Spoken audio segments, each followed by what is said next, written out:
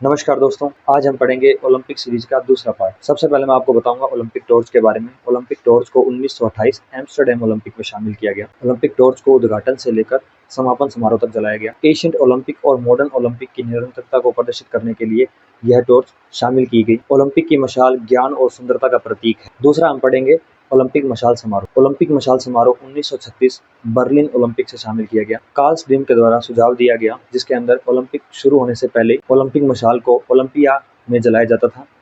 उसके बाद में उसे अलग अलग देशों से गुजारा जाता था और सबसे लास्ट जब ओलंपिक की शुरुआत होती है, जब उद्घाटन होता है, उस समय उसको उद्घाटन जो शहर है उसमें ले जाया जाता था। ओलंपिक मशाल को जलाने के लिए पैराबोलिक टेक्निक का यूज किया जाता है, जिसके अंदर पहला पैराबोलिक रिफ्लेक्टर पे ऐसे रेज डाली जाती है। उसके बाद में वो रेज जो सूर्य की जो किरणें होती है वो मशाल पर गिरती है और साथ में मशाल प्रज्वलित हो जाती है। इस प्रकार से ये कार्य करता है। अब आगे मैं आपको बताऊंगा ओलंपिक मोटो के बारे में। ओलंपिक मोटो फादर हेनरी डिडोन द्वारा दिया गया था। ओलंपिक मोटो का जो प्रतिपादन है ये कुबेटिन को दिया जाता है। कुबेटिन ने इसको प्रतिपादित किया था। 1924 पेरिस ओलंपिक में इसको प्रेजेंट किया गया और इसके अंदर सीटीएस, अल्टियस, फोर्टियस ये 3 शब्द जोड़े गए, जिसका अर्थ होता है सीटीएस का अर्थ होता है फास्टर, अल्टियस का अर्थ होता है हायर और फोर्टियस का अर्थ होता है स्ट्रॉन्गर।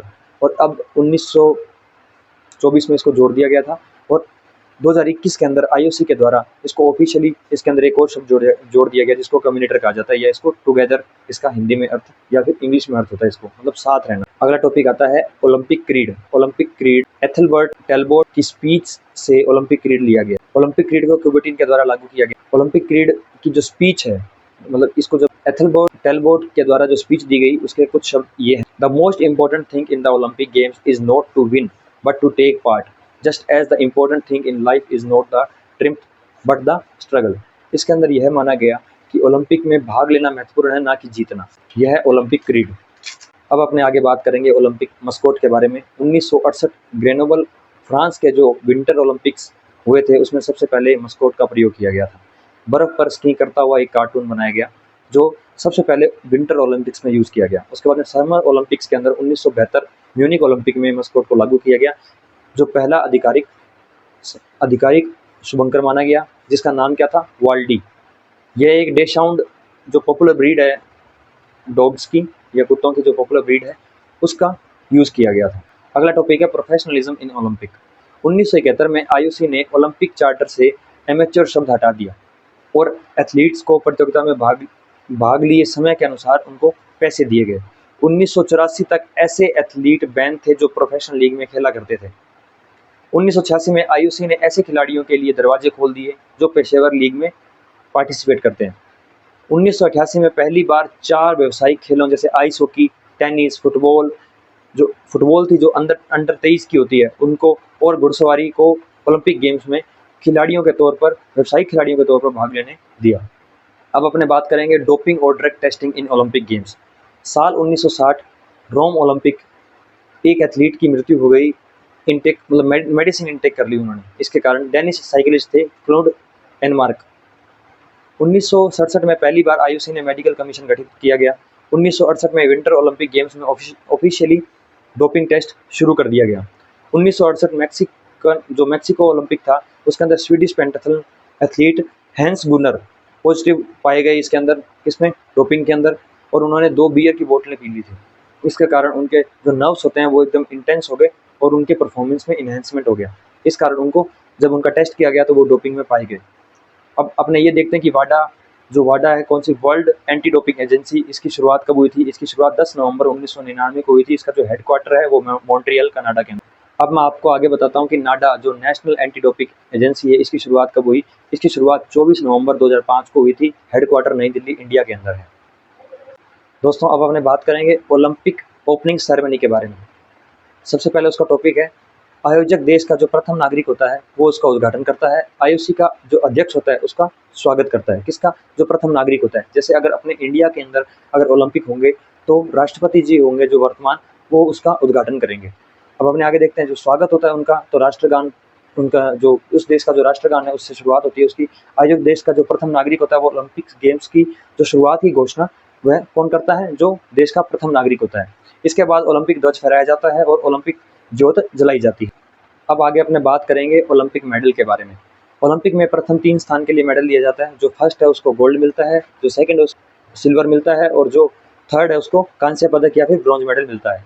1948 तक खाली क्या सिर्फ और सिर्फ फर्स्ट, सेकंड और थर्ड को ही मेडल दिया जाता था, लेकिन 1949 में आईओसी ने पहले 6 स्थान को प्रमाण पत्र देने का प्रस्ताव था जो पारित कर दिया।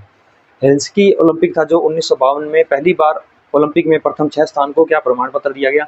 1981 में प्रथम 8 स्थान को प्रमाण पत्र देने का प्रस्ताव पारित किया गया। 1984 के अंदर लॉस एंजलिस ओलंपिक गेम्स में पहली बार प्रथम 8 स्थानों को, जो 8 स्थान थे, उनको प्रमाण पत्र दिए गए। दोस्तों अब मैं आपको बताऊंगा ओलंपिक मेडल का जो मेजरमेंट होता है। सबसे पहले मैं आपको उसकी शेप बताता हूँ। शेप गोलाकार होती है, उसका जो व्यास होता है वो 60 mm होता है, जो कि सबसे मिनिमम 60 mm होना चाहिए। उसके बाद उसकी मोटाई होती है 3 mm की। इसके बाद में मैं आपको बताता हूँ जो गोल्ड मेडल होता है उसका वजन कितना होता है। उसका वजन होता है 530 ग्राम। प्राथमिक रूप से वो सिल्वर के ऊपर उसकी परत चढ़ाई जाती है, सिल्वर की परत चढ़ाई जाती है उसके ऊपर। इसके अंदर जो 6 ग्राम होता है वो प्योर गोल्ड होता है। सिल्वर जो मेडल होता है उसके अंदर 525 ग्राम का जो उसमें वजन होता है और साथ में प्योर सिल्वर का होता है वो। अब ब्रॉन्ज मेडल के बारे में आपको बताता हूँ। जो ब्रॉन्ज मेडल है वो एक मिश्रित धातु से बनाया जाता है जो कॉपर की होती है। उसमें 95% जो कॉपर होता है और साथ में 5% जिंक होता है। दोस्तों अब मैं आपको बताऊंगा ओलंपिक मेडल सेरेमनी के बारे में। पदक विजेताओं को पोडियम पर खड़ा किया जाता है। गोल्ड मेडल विनर होता है जो उसको मध्य में खड़ा किया जाता है और उसके दाईं तरफ सिल्वर मेडल खड़ा होता है और उसके बाईं तरफ उसके ब्रॉन्ज मेडल खड़ा होता है। इसके बाद में आपको बताता हूँ कि मेडल बनाने के बाद तीनों देश के जो ध्वज होते हैं वो ऊपर चढ़ाए जाते हैं और जो स्वर्ण पदक जिसने जीता है उसका सबसे ऊपर ध्वज जाता है और उसकी राष्ट्रधुन बजाई जाती है, संक्षिप्त रूप से राष्ट्रधुन बजाई जाती है। इसके बाद मैं आपको बताता हूँ आगे ओलंपिक में भाग लेने वाले सभी प्रतिभागियों, कोच और मैनेजर होते हैं, सबको प्रमाण पत्र और साथ में स्मृति चिन्ह दिया जाता है।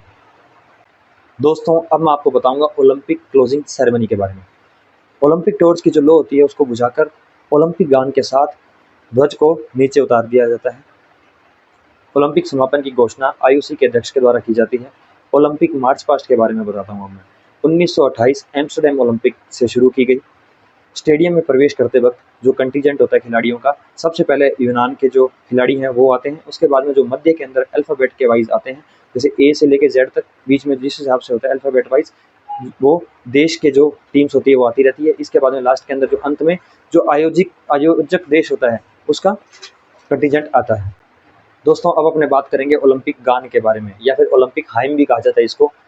यह तब गाया जाता है जब ओलंपिक फ्लैग को फहराया जाता है। अब मैं आपको ये चीज़ बताता हूँ, फहराने और ध्वजारोहण में क्या फ़र्क होता है। सबसे पहले मैं आपको बताता हूँ ध्वजारोहण।